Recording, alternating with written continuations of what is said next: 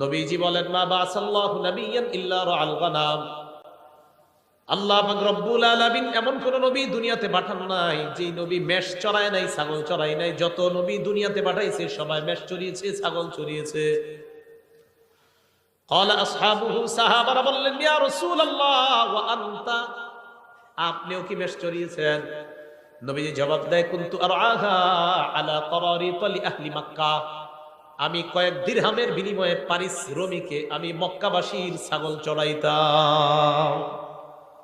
আমি হালাল পারিশ্রমিকে মক্কাবাসীর ছাগল চড়াইতাম, মেষ চড়াইতাম।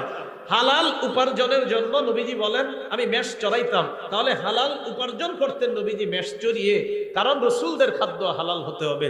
আমাদের নবীও বলেন যে আমি উপার্জন করতাম কিভাবে? মেষ চড়াইতাম, এর বিনিময়ে আমি কয়েক কিরাত দিরহাম পাইতাম।